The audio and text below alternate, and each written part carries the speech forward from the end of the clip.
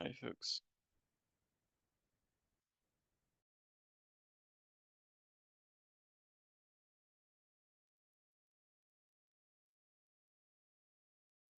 Hi.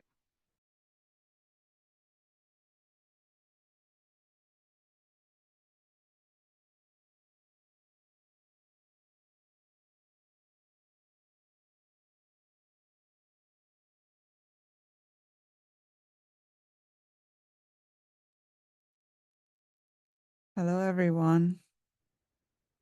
Let me put some reminders into Slack.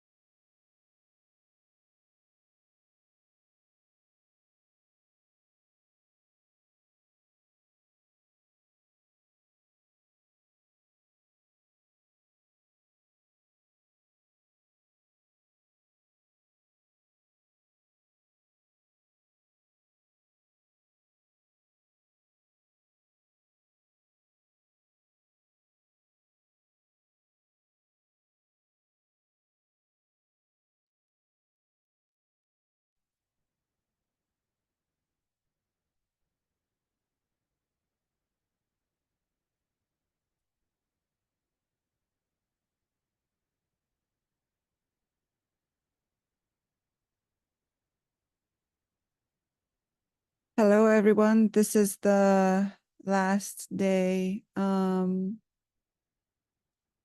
of the PTG or Kata PTG sessions. The PTG event itself will still run tomorrow.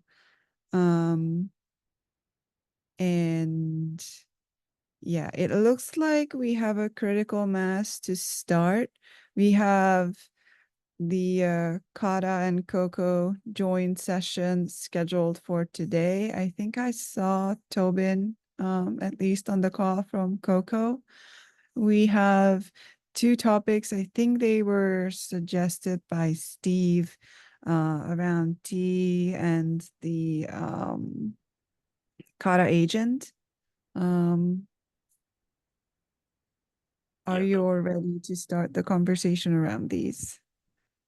yeah. So I just put those in as a couple of topics in the absence of any others. But if people want to talk about other things instead or as well, then that's totally fine. Is there anything from the Tuesday's 4.0 conversation that we should bring up here too, or are those two items that you put in from that conversation that is relevant? The first item is, yeah. Okay. Just trying to look if there's anything else. Okay. I'll let you lead the conversation. Okay, cool. Do you want me to share or? Um, Either way, if you want to control the like when to switch between the screens, then yeah, I'll just stop sharing. And then I Okay, will put the updates into the PTG bot so the discussion topic shows up in the agenda as well cool. on the Thanks. event page.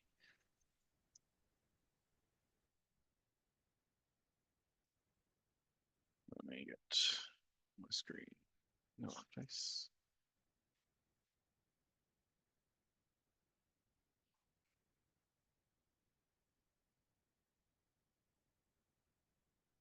Hopefully see the agenda. So yeah, so I guess the first session is, or the first topic is about runtime RS. So I think we talked quite a lot about it in the April PTG, and we talked quite a lot about it yesterday, looking at gaps between the Go runtime and the Rust runtime.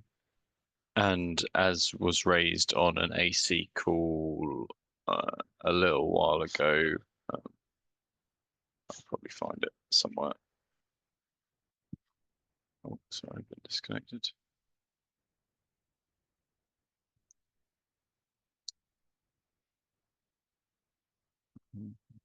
Sorry, we obviously got a lot of, yeah, so in September, so 4 weeks ago, from this session, there was a discussion about from Runtime RS. Now, QEMU Runtime RS support is largely passing the CI.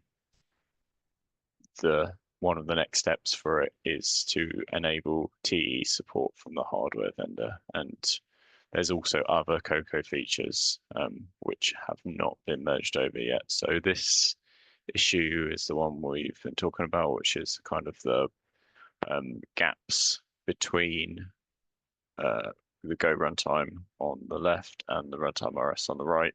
So there's a few things, and I've added a couple more features in here related to Cocoa support. But the other thing I've added was the hardware and TE support section.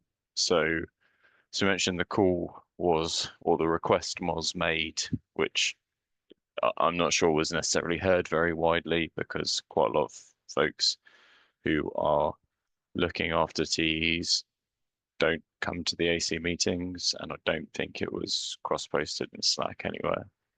But the call was for TE support to be migrated as well as an obstacle. So primarily at the moment we're looking at SCV, SMP, secure execution, and TDX support. When people who are on, there was maybe a month there to say a bit of a lukewarm response to it, with people saying that it wasn't necessarily in their company's priorities, etc. So I think we just want to kind of think at some point we need to have an understanding of where we move in this direction with respect to runtime RS and Cocoa. Hopefully, I've expressed the question. I think it was Greg and Powell who brought this up. Marcus, you've got your hand raised. Hi. I just want, so I'm not too familiar with the runtime RS story, and I also did not look at the meeting notes from yesterday, or did before. So can you recap what the idea is for Kata 4.0 and runtime RS and the old runtime? Yeah, sure. So runtime RS is a rewrite of the Kata shim component, aka Kata runtime, from Go into Rust. The plan for 4.0 is that, so in 3.0 of Kata, runtime RS was included, but is not the default runtime. The Go runtime is. The plan for 4.0 is that in that time frame, we kind of switch that. So the Go runtime is highly likely to still be available and shipped as part of Kata 4.0, but the plan is for the Rust runtime to be the default. So that obviously means that, and there is an overhead to trying to maintain and support two runtimes at the same time. So it's likely that there will be some sort of statement along with that. I don't know whether it will be that the Go runtime is deprecated or security fixes only, or it might be we've talked about a kind of best can do effort on it. So all new features would be expected to be targeted in the runtime RS, and there wouldn't be a guarantee that they would get sort of ported to the Go runtime, but it might be that certain community members have got a particular interest in that, and maybe there might be support. But we're obviously moving towards a scenario in future where we only have one runtime because we don't want to support two onwards, and runtime RS would be it. But that's my perspective and summary of it. But yeah, please, Fupan or Hal or Greg or anyone else, feel free to add clarification, or if you've got a slightly different opinion than me, please share.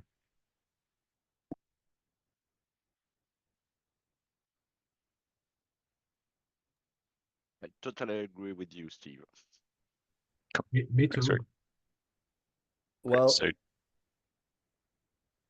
there is a question of responsibility here, which I think is what you were getting at earlier, Steve, which is, you know, for everybody who implemented T support in the Go shim, yeah, who's gonna do that in the Rust shim? Is it gonna be that, oh well, people working on the Rust shim are going to expect the people who implemented this functionality the first time around in Go to implement it again?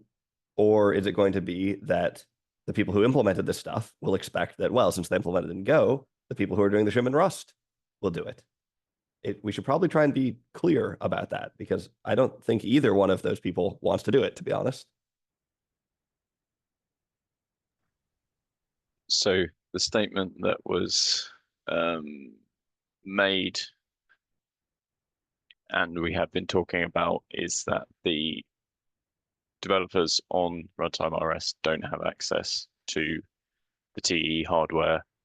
So I think the request or expectation is that the hardware vendors would help with that support, and the runtime RS team would be reviewing it.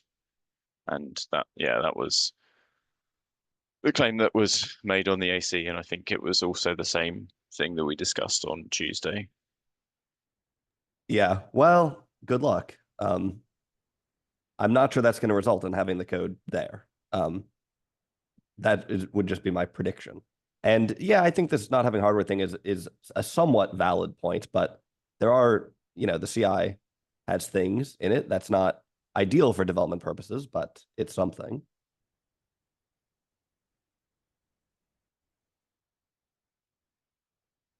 Okay, so does that mean we're just at a stalemate then? If no one wants to implement the sport, and no one's going to, where do we go as a future with the shims?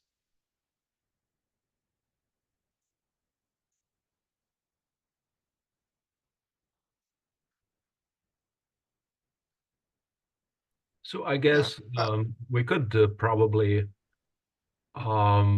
just as a last resort try to blindly port what's in the Go runtime without testing and without understanding what we're doing.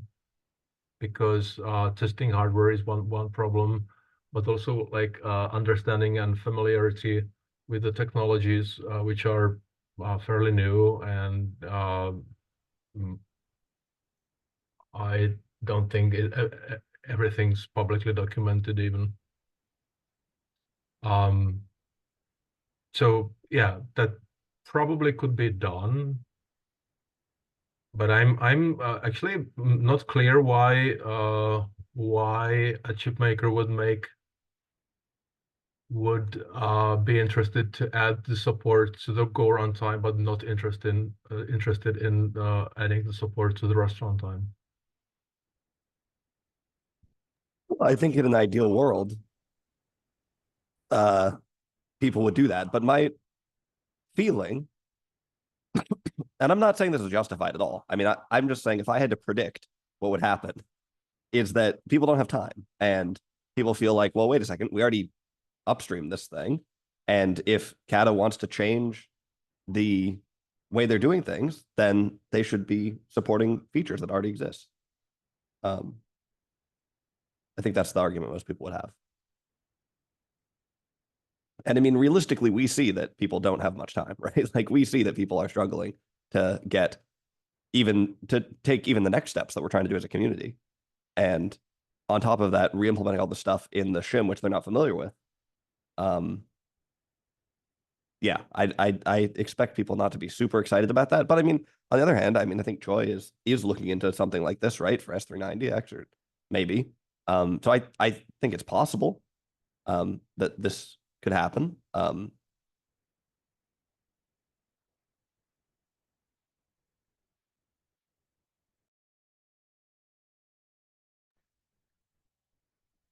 So I guess the other option is whether, yeah, I don't know, if we have to consider effectively a feature difference going forward, where things are added to runtime RS beyond the 4.0 timeframe, but not TE support, and TE support is kind of stuck on a frozen runtime. I don't know. Yeah, well, the place where that potentially gets really messy is that TE support might be updated in the future. And, you know, for instance, the kernels, the host kernel is still not, we're not using an upstream host kernel for TDX or S&P. So those changes will come to the shim at some point, and it would be nice not to be maintaining two things. Look, I think realistically, if we want this to happen, it's going to be hard to take a hard line in terms of like, okay, these guys are going to do it, or like these guys are going to do it, because like I said, I don't think anybody wants to do it. So probably our best bet is just to try and cobble together people working on it, right? Yeah, if the people working on the Rust shim can take a stab at it, they should try, and then ask the other people about it too. Some people work on the hardware, will try. Like, probably there are enough people to kind of cobble it together at the end of the day, if we just don't take like too hard of a line on it, maybe. Do we know the size of the gap for enabling TE on the Rust runtime? Because if it's not so big, we increase our chances of getting the vendors engaged, I guess. In theory, it's not enormous. I mean, the shim is generating a QEMU command at the end of the day. For SEV, for plain SEV, it's fairly complicated, but I don't know if that's a goal or not anymore. It's not trivial, but it's not enormous.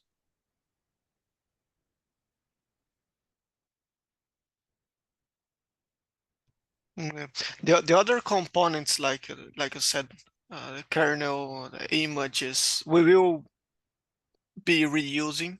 So it's really this runtime gaps that we should be caring about, at least at the beginning. then we will need to look at things like kata deploy and then the operator, but those are things for later.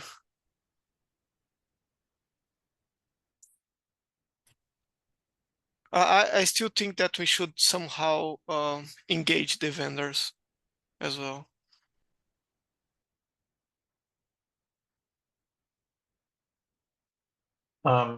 If I may, so my expectation would be that like whoever needs this first is probably going to implement it. But I can understand that, like, so looking at Kata 4, when we said the Go runtime is only going to be deprecated, that's probably still good enough for many people doing confidential computing with Kata containers to say, I still don't need this in the Rust runtime. So maybe if there was a big feature or like a big upside of having the Rust runtime instead of the Go runtime, this might be convincing people to actually contribute this support.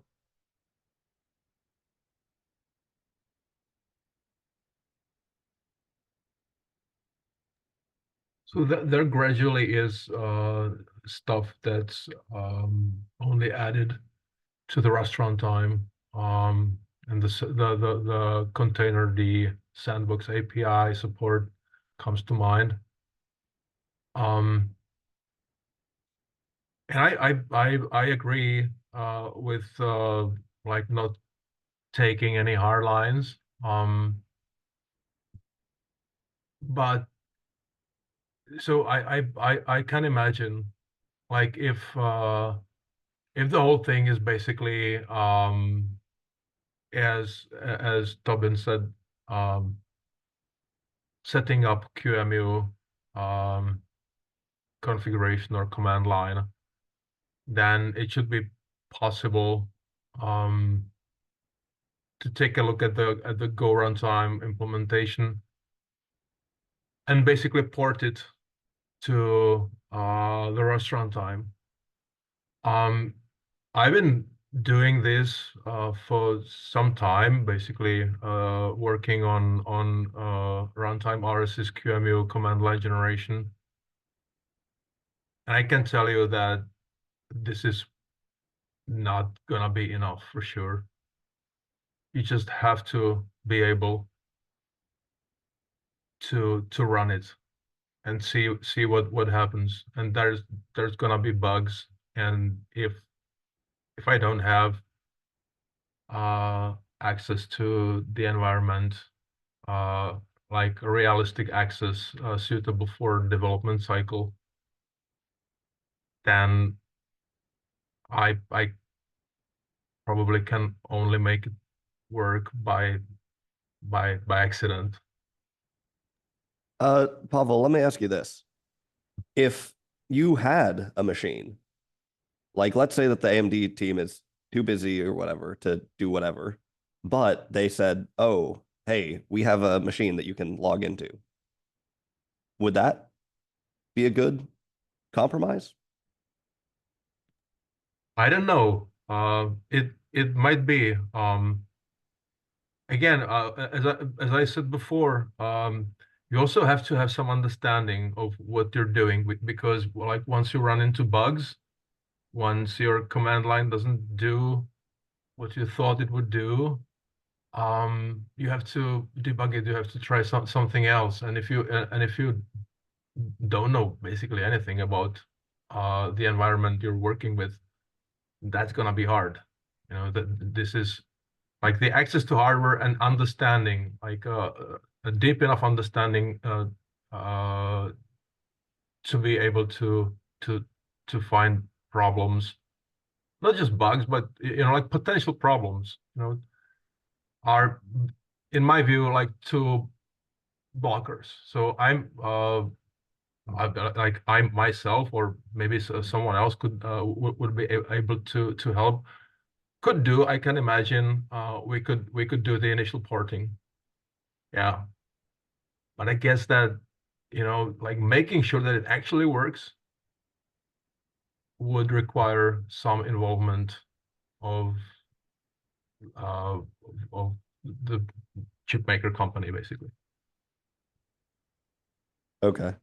I'll ask around. At least the hardware thing might be solvable. We'll see. Anyway. Cool, thanks. Camilla, you want to add something? Yeah, I see the chance to ask a newbie question. So, would it be possible to separate the TE support from the rest, like keeping the Go code compiled from Go and calling it from runtime RS?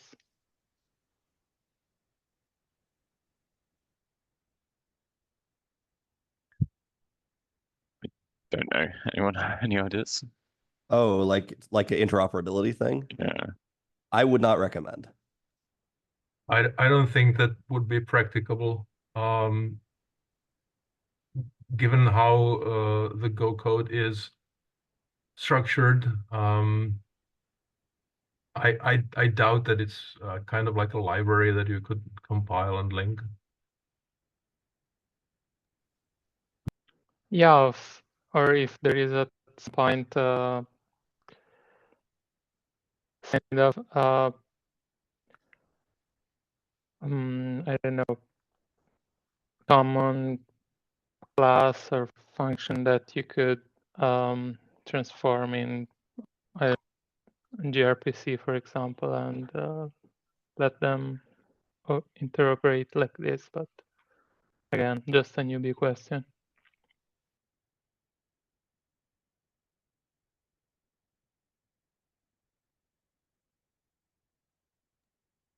So it's an interesting idea. I haven't thought of this, admittedly. I suspect that it would be easier, to basically identify the relevant chunks of Go code and translate them to Rust, which is probably fairly easy. I'm afraid that the Rust runtime structure is different. Thankfully, I would say. And it might not then be clear like where exactly to plug various pieces of functionality being ported from the Go runtime. But overall, I think it would be probably easier to port it.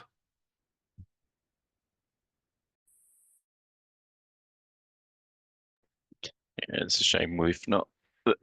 Choi is on vacation. He's probably a good person that has obviously how you've done a bunch of this stuff as well, but Choi's looks at kind of both sides of it, so might be able to provide some more guidance on the process.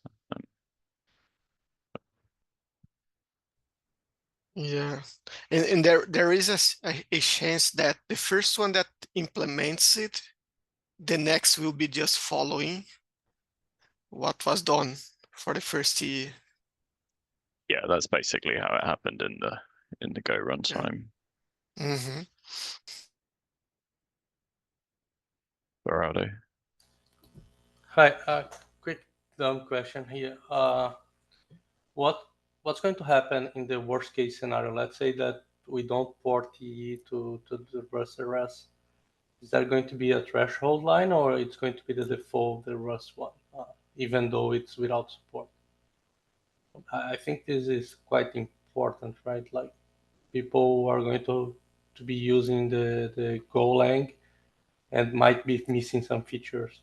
I know this might be an incentive for them to implement and to port, but I just like to know what's the plan, if there is a threshold, a minimal feature set to make that decision to enable the full one.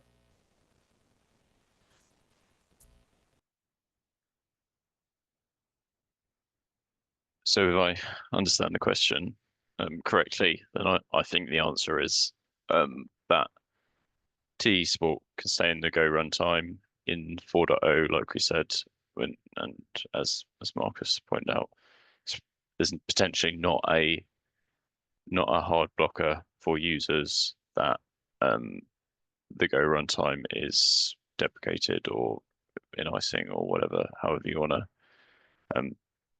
what terminology and agreement is made around it.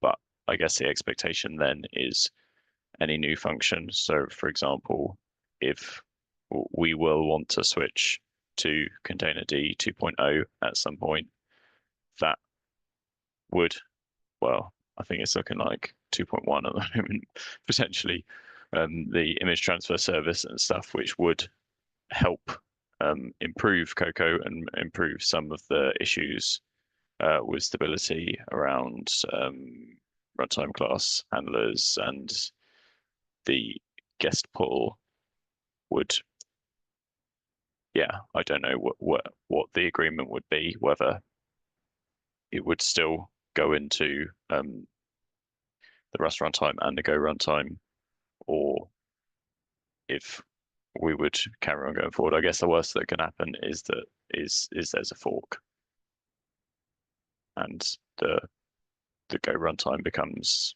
maintained by the Cocoa community, and the Kata community focuses on the Rust runtime. I guess that is the worst case scenario. I don't know if that answered your question, Barado. Or... Yeah, I was just afraid that a fork could be a possibility, and we have two implementations because it's going to be hard to maintain. It would be much more easier to have everybody on the same runtime. Yeah, absolutely. That's why I think it is the worst case.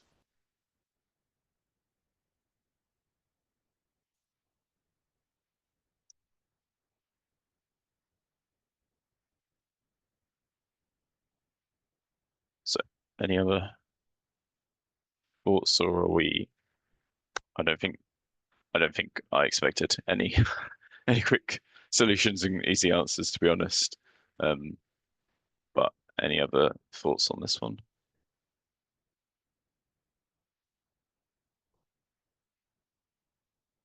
Okay. Are there any other topics we want to discuss? I know, like last time in the joint session, we talked about, I guess it was a lot of stuff focused on merge domain and challenges around review bandwidth and stuff like that. Is there any thoughts or discussion points on that? Is there more work to be done on that, or have things improved and been going better?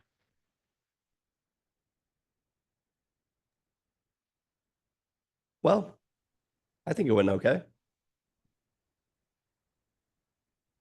Yeah, I think it's probably worth sharing for people who may not know, and both the communities. So yeah, the merge domain activity, which was the very quick short story of it, was Cocoa development was initially done on a Kata branch in a kind of POC style way. And then we had a long period between the Cocoa release 0.8 and 0.9 where we were moving it to be on the stable branch, well, the main branch of Kata, so a supported branch. I think it's fair to say we're kind of 90% of the way there. There's a few features that haven't been migrated because they're not super high priority, but I think overall we do have a project board for it. I don't know if it's still been kept up to date, but yeah, the list of stuff is kind of 61% of that has been done, and the things that haven't been done are pretty small, and I don't know if they are still, because we've got stuff like add SEV and SMP support, which I'm not sure if they're actually still genuinely in progress or if they're completed. The other features, Fabiano's looking at re-enabling image measured RFS like this week. Red Hat simple signing signature verification is pretty low priority. If anyone in the community wants that, I'm happy to merge it over. But when we talked about it before, there wasn't a lot of interest there. And then we've got the image pull on host using the Nidus snapshotter, which kind of was only ever in POC state in CCV0, and so I guess it is still not merged in main, but was never a fully supported feature in Cocoa 0.8. So I think on the whole, it did take a long time and a lot of work, but I think it was a pretty successful effort. And yeah, it's not something we're actively tracking now because it's all of the heavy lifting is effectively done. That's my Can view you of it. believe that we said this was going to take 6 weeks? I didn't. I said it was going to take 6 months from the first, and it took longer than that, I think. So I think we were all wrong. Yeah. I think it was June last year we wrote the enumerated list, but yeah, it was a lot of work, as the 61 items show. So yeah, cool. So does anyone know any topics in either direction apart from runtime RS, which I appreciate is a really big one, that is impact and gonna potentially that each other's community needs to know about in the next, I guess, 6 months? I like the system D topic if people want to talk about that. Yep. I'm not sure it's how much it impacts Kata, but yeah, cool. So this was something that I just thought would be interesting to chat about, but may not be. So, and I'm quite ignorant on this, so I may have completely missed the point, but I'll share my understanding and then hopefully someone will correct me. So we've got 2 approaches at the moment for our route to FS, let's say our VM image in a generic term. We have the system D approach and the init-rd approach. In init-rd, there's no system D, so we just start the Kata agent as PID0 or PID1, whatever the technical term is. I'm not sure if it's a fallout of this or just something that we did in confidential containers, but we have a few more processes that run inside the guest VM. So we kind of refer to them generically as the guest components. So we've got the attestation agent, the confidential data hub, and the API server REST, which is the kind of way for the runtime to communicate with the confidential data hub and get secrets and stuff like that. So these perform attestation, get secrets, get resources from a KBS or a KMS. So at the moment, they are spawned by the Kata agent process. So in main.rs, I think it's in main.rs, or it might be in rpc.rs. I think it's main.rs.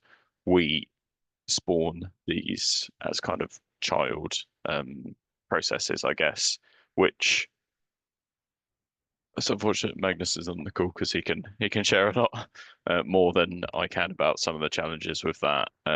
But yeah, it means that we kind of have to do some form of process management and some form of starting things in the right order inside Kata. And the Kata agent isn't a systems management process. So in the Cloud API adapter, which for people who don't know, it's a kind of running. It's also called peer pods, but it's running Kata, but with a remote VM, so a separate standalone VM. We had a bunch of problems around namespacing and differences in configuration, which for quite a while we ended up running two attestation agent processes, and then they kept on clashing and stuff like that. So eventually, kind of Magnus rewrote them so that we start these three processes, guest component processes, using systemd, and then added an option to config.rs where you could specify which processes you use. We start, so yeah, the guest components procs option. So we just in peerpods, we just launch that with none, which results in none of the processes running, and they're all managed independently by systemd. So we had a discussion, well, March, didn't realize that long ago, about whether this is a process that would be interested in rolling out inside Kata as well, whether it would solve some problems around this, whether there is any problems at the moment, and I guess whether it's even feasible. Like, I was not around when the kind of systemd versus initRD, I don't know if it was a split or they were always separate. So yeah, I guess the open question from me is, could we, from a Kata point of view, if anyone knows more about the incompatibilities between the systemd rootfs and the initRD, is it just a non-starter that including systemd in the initRD approach is just never going to work? And then I guess from a Cocoa point of view, is there any positives or negatives for moving to get the guest components be managed in systemd rather than by the Kata agent? So those were kind of my questions on this. Okay, I have some thoughts about this, although if there's anybody who is, if there are any clarifying questions, it might be good to do that first.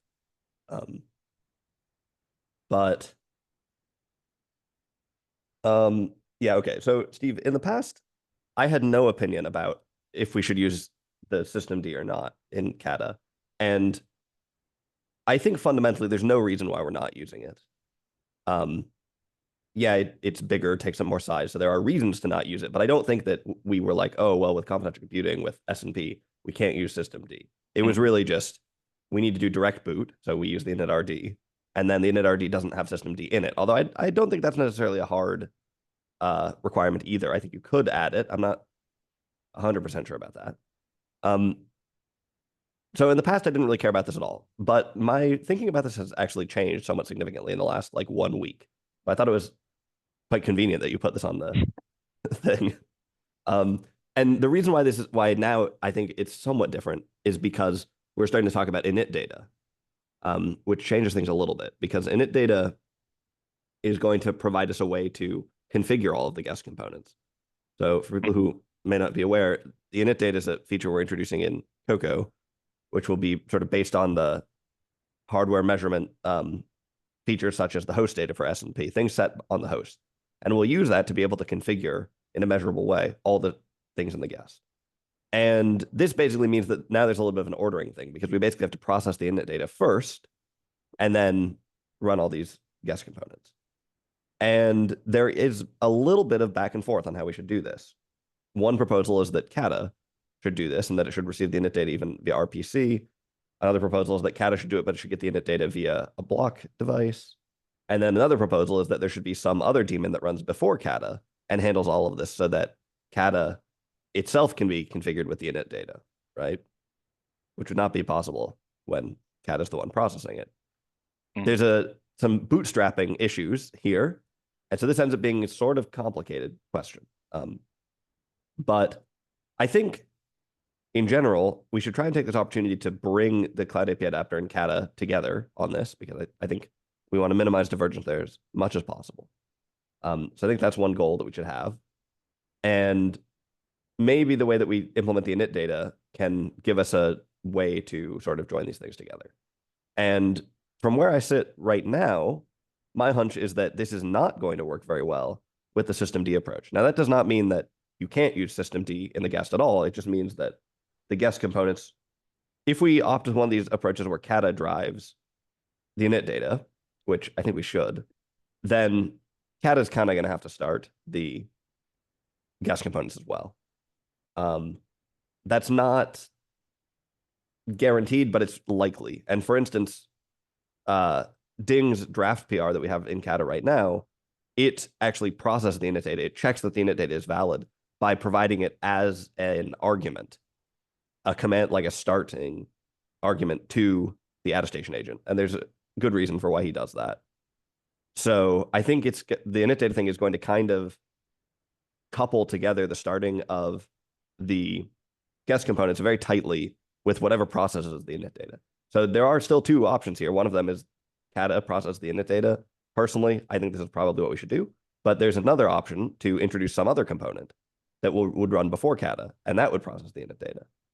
And my feeling is that that is not really ideal because I just see that as extra complexity, especially for Kata. I know that in PeerPod's land, it's very normal to have other stuff running first, but in Kata, it just seems weird to me to have like a little shim thing around the Kata agent, which already has the Rust jail and all this stuff. So I think it would be better to do it in the Kata agent. Now, this is going to be a problem potentially for David Padas and his secure comms thing, because he would like to have the init data. He'd like to set up attestation before Kata starts at all.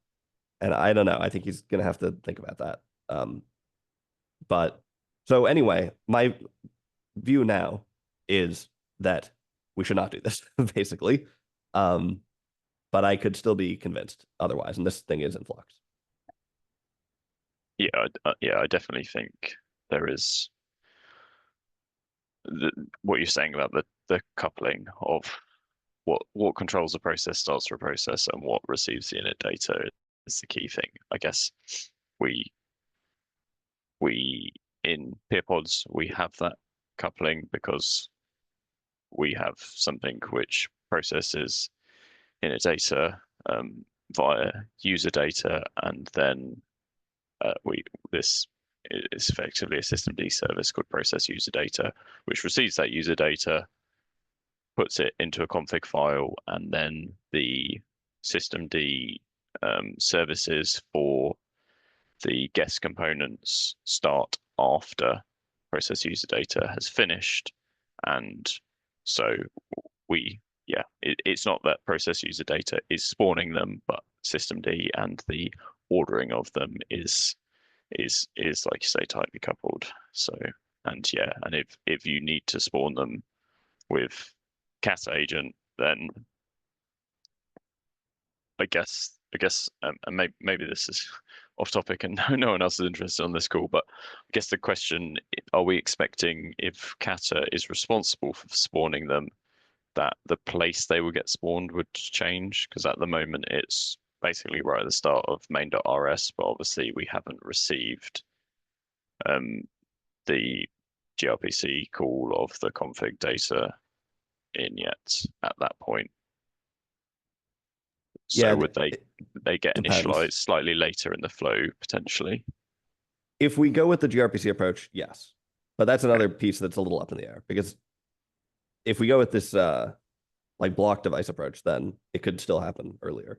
There's one, let me add one other level of gratuitous detail here, which has to do with how we start the attestation agent, right? Because we use the attestation agent to check that the init data is valid.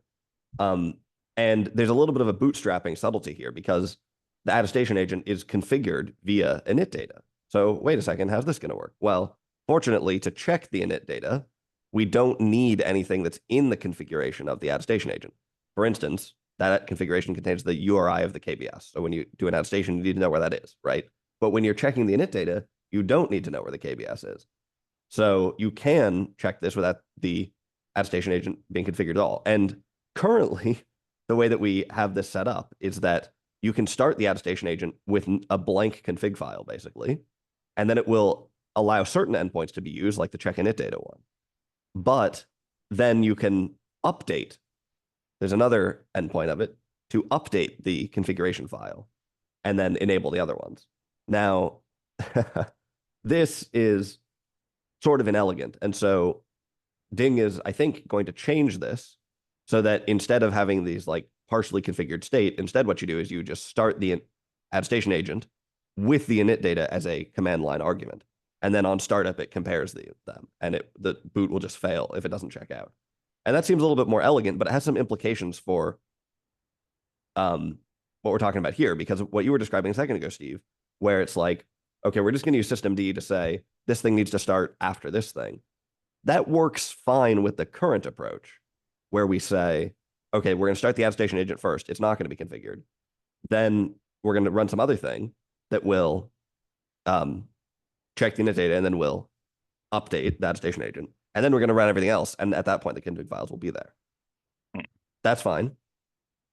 But if we change this to now take this command line parameter, then a little more complicated. At least the attestation agent itself has to be started by this thing, which is just one process. So maybe it's not a big deal. And we could also change this and say that we're going to keep the old config thing, even though it's kind of weird. Maybe it would be more flexible. So that's another piece to this. Sorry, I do have a question, but Marcus, you had your hands raised, so go ahead. Yeah, could you explain again why the attestation agent needs to verify the init data? Because naively, I would have thought that, or actually, so to take a step back, what I really liked about the init data proposal as it's in the Kata RC, so as an RPC request, is that it elegantly combines the policy story with the like configuration for components that may be in the image story. And like a simple approach to integrating init data into the attestation flow is that you just measure inside your TE, that you measure the init data that you got, and then get like like the KBS or something else verifies the TE with that measurement. Now, if you implement it like that, I don't see the reason why you could not start the attestation agent without this information of init data. Well, yeah, this is kind of a complicated question, but first of all, yeah, I agree. The init data is a great feature. It's going to be really good. It's just generic configuration, thing. That's going to be great. Helps us in a ton of ways. Really cool. We treat init data slightly different than we treat other things that are measured, right? It's not, we want some properties from init data that are different than just like the firmware digest or something like that, or runtime measurement as well to some extent. And well, let me say this really, it's quite different from report data, because we don't want it to be tampered with from inside the guest, right? So one key thing about it is that it's set from the host side and it cannot be changed by the guest. So it's slightly different than measurement. The reason why it's important to check it is that we do not want the guest to use the configurations that are provided unless it knows that they correspond to the init data. Because later on, you're going to be validating the init data from the KBS side of things, right? So you're going to be checking, is this the right init data hash? Yeah, sounds good. But all that tells you is that the evidence has this init data thing in it. You also need to know for sure that the guest could only have used configurations that were coupled to that init data. So hence we have this flow of you set up the init data on the host, it gets passed inside, you get the plain text of the init data, which is the configuration. Then the guest, which at this point is totally trusted because it's, the rootfs that has been measured, will confirm, yes, this is definitely the config that matches the init data. Then it will use that config only if that checks out, right? It would be dangerous to use it without checking. And then it would, then you can validate later on in the KBS side of things too. Here's the init data, and that was the config that I used. I don't know if that answers the question exactly. Yeah, I think I don't understand the leap between why it's dangerous to use untrusted init data. Okay, so there's an attack here. Let's see if I can remember it off the top of my head. But basically, what you could do is start a guest, put on the host, you put something into the init data, right? Then then you just pass different configurations to the guest. Like, let's say it's the policy, for instance. The policy is going to be hooked into the init data. So I'm going to, on the host, generate init data that matches a policy that turns off all the endpoints. I'm going to boot the guest with that init data. But then I'm going to actually pass in, via gRPC or whatever, a policy that has all the endpoints open, right? Now, inside of the guest, if I don't check the init data against the config, I'll just start using this configuration.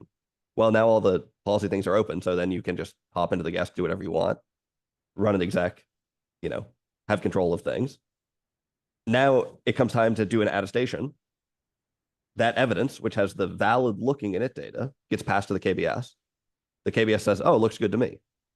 But of course, you're using a completely different configuration inside the guest. So where does the init data information enter the attestation report? Because I was imagining like measuring the init data into a TPM. Yeah, so there's different ways to implement it. But either it'll be done via a field like the host data for S&P or the MR config, I think, for TDX, or it could also be done via TPM, like you mentioned. So when you say measure it via TPM, that to me is the same thing as checking the init data, right? That is binding the init data to, or that's binding the guest like configuration to the init data, making sure they're the same, right? So on platforms that do not support these host data things, like the Azure S&P, which consumes the host data field to actually provision the TPM in the first place, we will set those up so that it will be the PCR that you just write the init data to. So the check thing will take basically the hash of the init data and will either check it against the host data or, oh, no host data, write it into a TPM.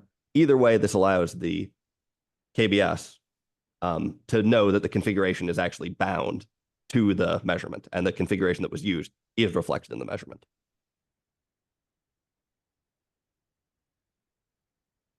Okay, so I still have trouble understanding like why you need to, like, if you have this verification mechanism, why you then cannot start the attestation agent. But we can also take this offline or somewhere else, I guess. I don't want to hog the whole meeting with that. Yeah, I guess we're kind of running out of time, and the Cocoa meeting is coming up shortly. So yes, so I think thanks for the very interesting discussion, and I guess we should probably wrap it up. So I guess Ildiko, do you want to have any last words on the PTG? I just would like to thank you all for attending. It sounds like that it was good to have all the sessions scheduled because we filled it up. You all filled it up all with content, and like seeing how this conversation went, maybe next time we will schedule a longer one for the Kata Cocoa joint one, so we can dive deeper into some of the details. And if anyone has any feedback, let me know. I will also dig up. We have a feedback Etherpad for the event. If there's anything that you all think we could do better when we are organizing the next one. Cool. Thanks, and thanks for organizing this, Ildiko, from the community. And I'll see quite a few of you in a few seconds on a different Zoom. But thanks for joining, folks. see you guys. Thank you all. Bye. Bye. Bye bye. Thanks. Bye. Bye-bye. Bye.